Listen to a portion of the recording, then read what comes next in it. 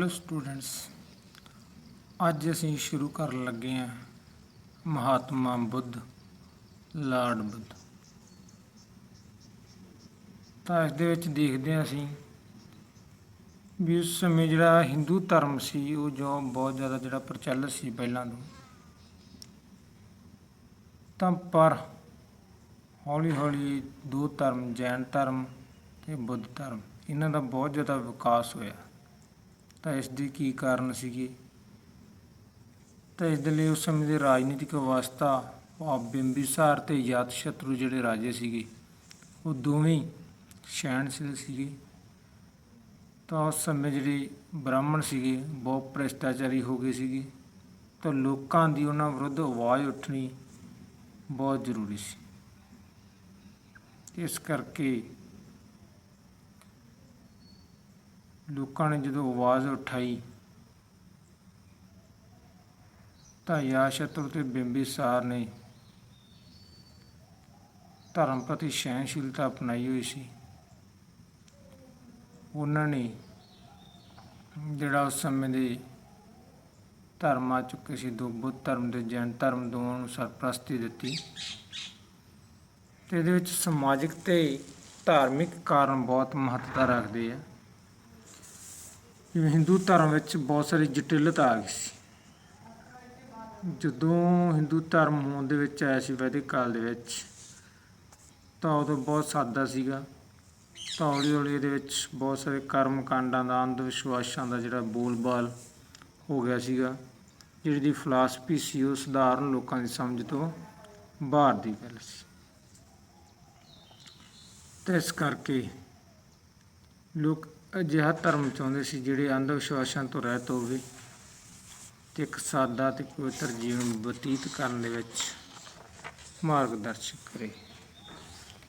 Second ਸੀ ਖਰਚੀਲਾ ਧਰਮ। ਹਿੰਦੂ ਧਰਮ ਸੀ ਜਿਹੜਾ ਉਸ ਸਮੇਂ ਬਹੁਤ ਜ਼ਿਆਦਾ ਖਰਚੀਲਾ ਹੋ ਗਿਆ ਸੀ। ਹਰਮਨ ਪਿਆਰਾ ਹੋਣ ਦਾ ਕਾਰਨ ਇਹਦਾ ਸੀਗਾ ਹਿੰਦੂ ਧਰਮ ਦੀ ਸਾਦਗੀ ਸੀ। ਪਰ ਹੌਲੀ ਹੌਲੀ ਟਾਈਮ ਪੈ ਕੇ ਜਿਹੜਾ ਇਹ ਖਰਚੀਲਾ ਹੁੰਦਾ ਗਿਆ ਅਤੇ ਬਹੁਤ ਸਾਰੀਆਂ ਤਬਦੀਲੀਆਂ ਆਉਣੀਆਂ ਸ਼ੁਰੂ ਹੋ ਗਈਆਂ। ਲੋਕ ਯੱਗ ਅਤੇ ਬਲੀਆਂ 'ਤੇ ਜ਼ਿਆਦਾ ਵਿਸ਼ਵਾਸ ਕਰਨ ਲੱਗੇ। ਯੱਗਾਂ ਦੇ ਕਾਰਨ 'ਤੇ ਬਹੁਤ ਸਾਰਾ ਭਾਰੀ ਜਿਹੜਾ ਖਰਚ ਆਉਂਦਾ ਸੀ। ਤਾਂ ਆਮ ਲੋਕਾਂ ਨੂੰ ਫਿਰ ਦੇਖਾ ਦੇਖੀ ਦੇ ਵਿੱਚ ਉਹ ਯੱਗ ਕਰਨੇ ਪੈਂਦੇ ਸੀ। ਯੱਗ ਦੇ ਸਮੇਂ ਬ੍ਰਾਹਮਣਾਂ ਨੂੰ ਬਹੁਤ ਜ਼ਿਆਦਾ ਦਾਨ ਦੇਣ ਦੀ ਰਸਮ ਵੀ ਸੀ ਅਤੇ ਜਿਹੜੇ ਆਮ ਲੋਕਾਂ ਦੀ ਪਹੁੰਚ ਤੋਂ ਪਰੇ ਦੀ ਗੱਲ ਸੀ। ਇਸ ਕਰਕੇ ਲੋਕ ਅਜਿਹਾ ਚਾਹੁੰਦੇ ਸੀ ਕਿ ਉਹ ਇੱਕ ਸਾਦਾ ਧਰਮ ਅਪਣਾਉਣ। ਬ੍ਰਾਹਮਣਾਂ ਦਾ ਨੈਤਿਕ ਪਤਨ। ਬ੍ਰਾਹਮਣਾਂ ਦਾ ਨੈਤਿਕ ਪਤਨ ਵੀ ਹੌਲੀ ਹੌਲੀ ਸ਼ੁਰੂ ਹੋ ਗਿਆ। ਵੈਦਿਕ ਕਾਲ ਦੇ ਵਿੱਚ ਸੀ ਜਿਹੜਾ ਉਹ ਬ੍ਰਾਹਮਣਾਂ ਨੇ ਆਪਣਾ ਵਧੀਆ ਪਵਿੱਤਰ ਜੀਵਨ ਅਤੇ ਆਦਰਸ਼ਪੂਰਨ ਜੀਵਨ ਬਤੀਤ ਕੀਤਾ। ਪਰ ਹੌਲੀ ਹੌਲੀ ਉਹਨਾਂ ਦੇ ਵਿੱਚ ਭ੍ਰਿਸ਼ਟਾਚਾਰੀ, ਧੋਖੇਬਾਜ਼ੀ, ਲਾਲਚੀ ਆਦਤ ਸੀ ਜਿਹੜੇ ਉਹ ਗੁਣ ਸ਼ਾਮਲ ਹੋ ਗਏ ਸੀਗੇ। ਤਾਂ ਉਹਨਾਂ ਦਾ ਮਕਸਦ ਸਿਰਫ ਲੋਕਾਂ ਨੂੰ ਕਿਸੇ ਨਾ ਕਿਸੇ ਬਹਾਨੇ ਲੁੱਟਣਾ ਹੀ ਸੀ। ਤਾਂ ਜਾਤੀ ਪ੍ਰਥਾ ਵੀ ਬਹੁਤ ਜ਼ਿਆਦਾ ਕਠੋਰ ਹੋ ਗਈ ਸੀ। ਬ੍ਰਾਹਮਣ, ਛਤਰੀ, ਵੈਸ਼ ਅਤੇ ਸ਼ੂਦਰ ਚਾਰ ਜਾਤਾਂ ਸੀਗੀਆਂ। ਤਾਂ ਸ਼ੂਦਰਾਂ ਦੇ ਨਾਲ ਜਿਹੜਾ ਬਹੁਤ ਗਿਣਤੀ ਸ਼ੂਦਰਾਂ ਦੀ ਸੀ ਅਤੇ ਉਹਨਾਂ ਦੇ ਨਾਲ ਬਹੁਤ ਮਾੜਾ ਵਰਤਾਓ ਕੀਤਾ ਜਾਂਦਾ ਸੀ। ਉਹਨਾਂ ਨੂੰ ਪੜ੍ਹਨ ਲਿਖਣ ਦੀ ਕੋਈ ਆਗਿਆ ਨਹੀਂ ਸੀਗੀ। ਖੂਹਾਂ ਦੇ ਉੱਪਰ ਉਹਨਾਂ ਨੂੰ ਪਾਣੀ ਨਹੀਂ ਭਰਨ ਦਿੱਤਾ ਜਾਂਦਾ ਸੀਗਾ। ਅਤੇ ਇਸ ਤਰ੍ਹਾਂ ਉਹ ਲੋਕ ਇੱਕ ਅਜਿਹਾ ਧਰਮ ਚਾਹੁੰਦੇ ਸੀ ਜਿਹੜਾ ਉਹਨਾਂ ਨੂੰ ਸਮਾਨਤਾ 'ਤੇ ਲੈ ਕੇ ਆਵੇ, ਦੂਜਿਆਂ ਦੇ ਬਰਾਬਰ ਦੀ ਜਿਹੜੀ ਸਮਾਨਤਾ ਦੇਵੇ। ਔਖੀ ਭਾਸ਼ਾ ਜਿਹੜੀ ਉਸ ਸਮੇਂ ਦੀ ਹਿੰਦੂ ਧਰਮ ਦੀ ਜਾਂ ਵੈਦਿਕ ਦੀ ਭਾਸ਼ਾ ਸੀ ਉਹ ਸੰਸਕ੍ਰਿਤੀ ਸੀ ਜਿਸ ਨੂੰ ਪਵਿੱਤਰ ਭਾਸ਼ਾ ਮੰਨਿਆ ਜਾਂਦਾ ਸੀ। ਪਰ ਇਹ ਆਮ ਲੋਕਾਂ ਦੀ ਸਮਝ ਤੋਂ ਬਾਹਰ ਦੀ ਗੱਲ ਸੀ।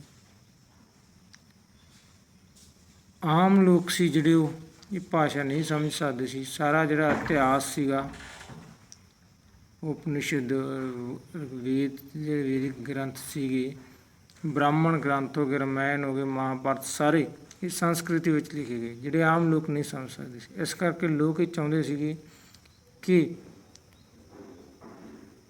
ਕੋਈ ਧਰਮ ਅਜਿਹਾ ਹੋਵੇ ਜਿਹੜਾ ਉਹਨਾਂ ਦੀ ਆਪਣੀ ਭਾਸ਼ਾ ਦੇ ਵਿੱਚ ਹੋਵੇ। ਤਾਂ ਬੁੱਧ ਧਰਮ ਅਤੇ ਜੈਨ ਧਰਮ ਉਸ ਸਮੇਂ ਦੋ ਜਿਹੜੇ ਉਸ ਸਮੇਂ ਲੋਕਾਂ ਦੀ ਭਾਸ਼ਾ ਸੀ, ਪਾਲੀ ਭਾਸ਼ਾ ਜਾਂ ਪ੍ਰਾਕਿਰਤਿਕ ਭਾਸ਼ਾ, ਅਰਧ ਮਗਧੀ ਭਾਸ਼ਾ ਦੇ ਵਿੱਚ ਇਹਨਾਂ ਨੇ ਆਪਣਾ ਪ੍ਰਚਾਰ ਕੀਤਾ ਅਤੇ ਇਤਿਹਾਸਕ ਗ੍ਰੰਥ ਸੀ ਜਿਹੜੇ ਲਿਖੇ। ਉਸ ਸਮੇਂ ਲੋਕ ਜਾਦੂ ਟੂਣੇ ਵਿੱਚ ਵੀ ਬਹੁਤ ਜ਼ਿਆਦਾ ਵਿਸ਼ਵਾਸ ਕਰਨ ਲੱਗ ਗਏ ਸੀਗੇ। ਜਾਦੂ ਟੂਣਿਆਂ ਦੇ ਵਿੱਚ ਵਿਸ਼ਵਾਸ ਕਰਨ ਦੇ ਨਾਲ ਲੋਕਾਂ ਦੇ ਵਿੱਚ ਅੰਧ ਵਿਸ਼ਵਾਸ ਤਾਂ ਹੋਰ ਜ਼ਿਆਦਾ ਵੱਧਦੀ ਗਈ ਅਤੇ ਇਸ ਕਰਕੇ ਜਿਹੜੇ ਗਿਆਨੀ ਲੋਕ ਸੀਗੇ, ਜਾਗਰੂਕ ਲੋਕ ਸੀਗੇ, ਉਹ ਅਜਿਹਾ ਨਹੀਂ ਚਾਹੁੰਦੇ ਸੀ ਅਤੇ ਉਹ ਅਜਿਹਾ ਧਰਮ ਚਾਹੁੰਦੇ ਸੀ ਜਿਹੜਾ ਬਿਲਕੁਲ ਸਾਦਾ ਹੋਵੇ ਅਤੇ ਇਹਨਾਂ ਕਰਮ ਕਾਂਡਾਂ ਤੋਂ ਦੂਰ ਹੋਵੇ। ਤਾਂ ਹੁਣ ਗੱਲ ਕਰਦੇ ਆਪਾਂ ਮਹਾਤਮਾ ਬੁੱਧ ਦੇ ਜੀਵਨ ਬਾਰੇ। ਮਹਾਤਮਾ ਬੁੱਧ ਦਾ ਜੀਵਨ, ਸਭ ਤੋਂ ਪਹਿਲਾਂ ਜਨਮ ਅਤੇ ਮਾਤਾ ਪਿਤਾ। ਮਹਾਤਮਾ ਬੁੱਧ ਦਾ ਜਨਮ ਬਾਰੇ ਜਿਹੜਾ ਇਤਿਹਾਸਕਾਰਾਂ ਦੇ ਵਿੱਚ ਮਤਭੇਦ ਹੈ ਜਨਮ ਤਿਥੀ ਨੂੰ ਲੈ ਕੇ। ਤਾਂ ਕੁਝ ਇਤਿਹਾਸਕਾਰ 566 ਜਾਂ ਕੁਝ 67 ਈਸਵੀ ਪੂਰਵ ਜਿਹੜੀ ਉਹ ਮੰਨਦੇ। ਤਾਂ ਜ਼ਿਆਦਾਤਰ ਇਤਿਹਾਸਕਾਰ 566 ਈਸਵੀ ਪੂਰਵ ਨਾਲ ਸੰਬੰਧਿਤ ਨੇ। ਤਾਂ ਉਹਨਾਂ ਦਾ ਜਨਮ ਸੀ ਜਿਹੜਾ ਸ਼ੁੱਧੋਧਨ ਦੇ ਘਰ, ਪਿਤਾ ਦਾ ਨਾਂ ਸੀਗਾ ਸ਼ੁੱਧੋਧਨ ਦੇ ਘਰ ਲੂੰਬਣੀ ਨਾਂ ਦੇ ਪਿੰਡ ਵਿੱਚ ਹੋਇਆ। ਤਾਂ ਉਸ ਸਮੇਂ ਉਹਨਾਂ ਦੀ ਮਾਤਾ ਕਹਿੰਦੇ ਪੇਕਿਆਂ ਤੋਂ ਜਿਹੜਾ ਆਪਣੇ ਪਿੰਡ ਆ ਰਹੀ ਸੀਗੀ, ਕਪਿਲਵਸਤੂ ਆ ਰਹੀ ਸੀ। ਤਾਂ ਉਹਨਾਂ ਦੇ ਪਿਤਾ ਸ਼ਾਕਿਆ ਗਣਰਾਜ ਦੇ ਰਾਜਾ ਸੀਗੇ, ਰਾਜਾ ਸ਼ੁੱਧੋਧਨ, ਜਿਹੜਾ ਆਧੁਨਿਕ ਸਮੇਂ ਦੇ ਵਿੱਚ ਨੇਪਾਲ ਦੇ ਇਲਾਕੇ ਦੇ ਵਿੱਚ ਤਰਾਈ ਪ੍ਰਦੇਸ਼ ਆ ਉੱਥੇ ਪੈਂਦਾ ਹੈ। ਤਾਂ ਬਚਪਨ ਦਾ ਨਾਂ ਜਿਹੜਾ ਸੀ ਮਹਾਤਮਾ ਬੁੱਧ ਦਾ ਸਿਧਾਰਥ ਰੱਖਿਆ ਗਿਆ ਅਤੇ ਮਾਤਾ ਦਾ ਨਾਮ ਮਹਾਮਾਇਆ ਸੀ। ਇੱਕ ਪ੍ਰਸਿੱਧ ਗਾਥਾ ਦੇ ਅਨੁਸਾਰ ਕਹਿੰਦੇ ਵੀ ਮਹਾਮਾਇਆ ਦਾ ਜਿਹੜਾ ਪੁੱਤਰ ਉਹ ਨਹੀਂ ਹੋ ਰਿਹਾ ਸੀਗਾ ਅਤੇ ਇੱਕ ਰਾਤ ਉਸ ਨੂੰ ਸੁਪਨਾ ਆਇਆ ਕਿ ਉਹਦੇ ਸਰੀਰ ਦੇ ਵਿੱਚ ਇੱਕ ਚਿੱਟਾ ਹਾਥੀ ਪ੍ਰਵੇਸ਼ ਕਰ ਗਿਆ। ਤਾਂ ਜਦੋਂ ਇਸ ਦਾ ਅਰਥ ਪੁੱਛਿਆ ਗਿਆ ਪੰਡਤਾਂ ਨੂੰ ਤਾਂ ਉਹਨਾਂ ਨੇ ਦੱਸਿਆ ਵੀ ਇੱਕ ਬੱਚਾ ਜਿਹੜਾ ਉਹ ਜਨਮ ਲੈਣ ਵਾਲਾ ਹੈ, ਜਿਹੜਾ ਕਿ ਇੱਕ ਬਹੁਤ ਅਗਿਆਨੀ ਸਿੱਧ ਹੋਵੇਗਾ। ਅਤੇ ਭਵਿੱਖਬਾਣੀ ਸਹੀ ਸਾਬਤ ਹੋਈ। ਬਾਅਦ ਦੇ ਵਿੱਚ ਉਹਨਾਂ ਦੇ ਘਰ ਇੱਕ ਪੁੱਤਰ ਜਿਸ ਦਾ ਨਾਂ ਸਿਧਾਰਥ ਰੱਖਿਆ ਅਤੇ ਜਨਮ ਹੋਇਆ। ਜਨਮ ਸਮੇਂ ਕਈ ਚਮਤਕਾਰ ਵੀ ਕਹੇ ਜਾਂਦੇ ਆ ਜਿਹੜੇ ਹੋਏ। ਜਨਮ ਲੈਂਦੇ ਸਾਰ ਕਹਿੰਦੇ ਉਸ ਸਥਾਨ ਤੋਂ ਜਿਹੜਾ ਪਾਣੀ ਦਾ ਚਸ਼ਮਾ ਉਹ ਫੁੱਟ ਨਿਕਲਿਆ। ਤਾਂ ਸਿਧਾਰਥ ਨੂੰ ਉਸ ਦੇ ਵਿੱਚ ਇਸ਼ਨਾਨ ਕਰਵਾਇਆ ਗਿਆ। ਤਾਂ ਇਸ ਤਰ੍ਹਾਂ ਜਨਮ ਲੈਂਦੇ ਸਾਰ ਹੀ ਬਾਲਕ ਸੀ ਜਿਹੜਾ ਕਹਿੰਦੇ 7 ਕਦਮ ਚੱਲ ਪਿਆ ਸੀ ਉਸ ਸਮੇਂ। ਇੱਕ ਸੈਕਿੰਡ ਹੋਰ ਹੈ ਤਾਂ ਉਹਦੇ ਵਿੱਚ ਕਹਿੰਦੇ ਵੀ ਜਨਮ ਲੈਂਦੇ ਸਾਰ ਸਿਧਾਰਥ ਨੇ 7 ਸ਼ਲੋਕ ਬੋਲੇ ਜਿਨ੍ਹਾਂ ਦਾ ਅਰਥ ਇਹ ਸੀਗਾ ਕਿ ਉਸ ਦਾ ਆਖਰੀ ਜਨਮ ਹੈ। ਤਾਂ ਕਾਲਦੇਵ ਨਾਂ ਦੇ ਰਿਸ਼ੀ ਨੇ ਜਿਹੜੀ ਭਵਿੱਖਬਾਣੀ ਕੀਤੀ ਬੱਚੇ ਨੂੰ ਦੇਖ ਕੇ ਵੀ ਇਹ ਬੱਚਾ ਜਿਹੜਾ ਕਿ ਇੱਕ ਬਹੁਤ ਮਹਾਨ ਗਿਆਨੀ ਹੋਵੇਗਾ। ਤਾਂ ਬਾਅਦ ਵਿੱਚ ਭਵਿੱਖਬਾਣੀ ਸਹੀ ਸਾਬਤ ਹੋਈ ਅਤੇ ਉਸਦੀ ਮਾਤਾ ਮਹਾਮਾਇਆ ਦਾ ਮਹਾਤਮਾ ਬੁੱਧ ਦੀ ਜਾਂ ਸਿਧਾਰਥ ਦੀ ਜਨਮ ਤੋਂ 7ਵੇਂ ਦਿਨ ਦੇਹਾਂਤ ਹੋ ਜਾਂਦਾ। ਤਾਂ ਉਹਦਾ ਸਾਰਾ ਪਾਲਣ ਪੋਸ਼ਣ ਉਹਦੀ ਮਾਸੀ ਪ੍ਰਜਾਪਤੀ ਗੌਤਮੀ ਕਰਦੀ ਹੈ। ਬਚਪਨ ਅਤੇ ਜਨਮ। ਬਚਪਨ ਸਿਧਾਰਥ ਦਾ ਜਿਹੜਾ ਪਾਲਣ ਸੀ ਉਹ ਬੜਾ ਲਾਡ ਪਿਆਰ ਦੇ ਨਾਲ ਹੁੰਦਾ। ਸਿੱਖਿਆ ਦੇਣ ਲਈ ਹਰ ਪ੍ਰਬੰਧ ਜਿਹੜੇ ਉਹ ਕੀਤੇ ਜਾਂਦੇ ਆ ਬਾਲ ਅਵਸਥਾ ਦੇ ਵਿੱਚ ਉਹਦੇ। ਉਹਨੂੰ ਰਾਜਕੁਮਾਰਾਂ ਵਰਗੀ ਯੋਗਤਾ, ਕਿਉਂਕਿ ਪਿਤਾ ਉਹਦਾ ਰਾਜਾ ਸੀ, ਰਾਜਕੁਮਾਰਾਂ ਵਰਗੀ ਯੋਗਤਾ ਲਿਆਉਂਦੇ ਹਰੇਕ ਸਿੱਖਿਆ ਜਿਹੜੀ ਉਹ ਦਿੱਤੀ ਜਾਂਦੀ ਹੈ। ਪਰ ਉਹਦਾ ਕੰਮ ਦੁਨਿਆਵੀ ਜਿਹੜਾ ਉਹਦਾ ਧਿਆਨ ਸੀ ਉਹ ਦੁਨਿਆਵੀ ਕੰਮਾਂ ਦੇ ਵਿੱਚ ਨਾ ਲੱਗਿਆ ਅਤੇ ਇਸ ਕਰਕੇ ਉਹ ਇਕਾਂਤ ਵਸ ਰਹਿਣ ਲੱਗੇ ਉਹਨਾਂ ਦਾ ਜਿਹੜਾ ਧਿਆਨ ਸੀ ਉਹ ਸੰਸਾਰਕ ਕੰਮਾਂ ਦੇ ਵਿੱਚ ਨਹੀਂ ਸੀਗਾ, ਅਧਿਆਤਮਿਕ ਰੁਚੀ ਰੱਖਣ ਲੱਗੇ। ਉਹ ਗੰਭੀਰ ਸੁਭਾਅ ਦੇ ਬਾਲਕ ਸੀ।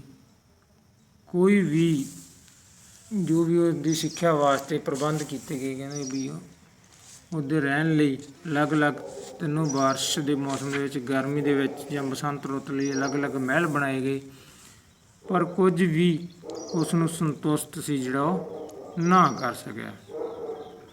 ਤਾਂ ਆਖਰ ਉਹਦੇ ਪਿਤਾ